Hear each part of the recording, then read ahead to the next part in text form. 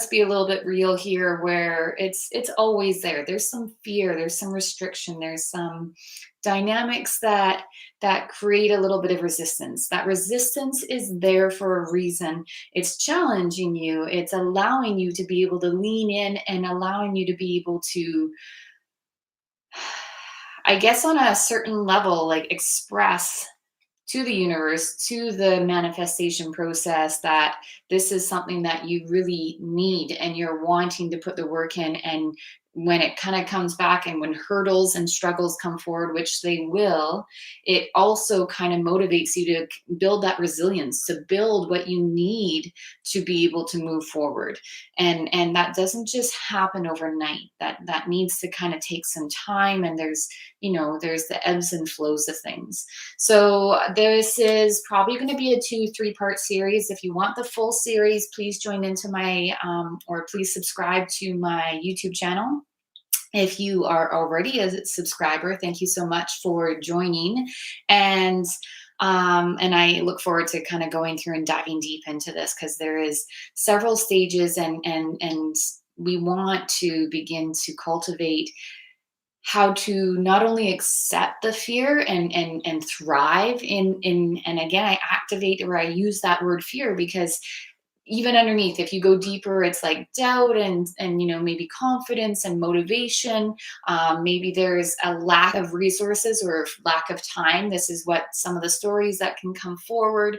And I want to challenge that. I want to challenge it. I want you to look at it in a slightly different perspective that will hopefully allow you to begin to make some forward movement, and to begin to, even if it just starts to reshift your concept or your ideas of how you can move forward to accomplish your goals, to get a little bit more creative on how to get that excitement and to get that joy around accomplishing goals. Because a lot of us, that's a big piece, that it feels so overwhelming, it feels so huge, so heavy, that it just kind of creates that cycle of fear and doubt and lack of motivation, everything I just expressed. So let's dive in. Let's start to kind of create the base, create the foundational base of this of of these teachings. So to begin with, when we put out into the universe, when we start to talk about, or maybe again, when I say talk about, it's usually the internal talk. It takes zero seconds to be able to get an incredible idea, an incredible thought, an incredible, you know, want in your life, and to kind of have this like deep gut sensation of like, imagine if this was to occur, imagine if I was to do that, imagine. These dreams are so valuable and so important, yet most of us are so, and I call it like the busy. It's so busy that we don't have the time, the space to really, or we don't give ourselves the time and space to really sink into some of those aha moments that we come across in our day-to-day experience.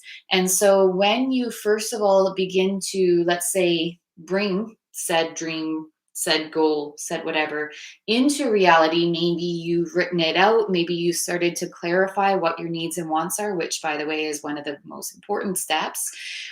It's fascinating to me, and it's fascinating in my own experience and my own life challenges and struggles, is the amount of fear. So everything that you might have been excited about, or you're in your mind, and if you're an expressive creative thinker, that which I am, it doesn't always make sense right away, but I can feel what it would feel like to have said dream or said goal, and I can actually visualize myself there, and that gets me excited, that gets me that makes me want to move forward.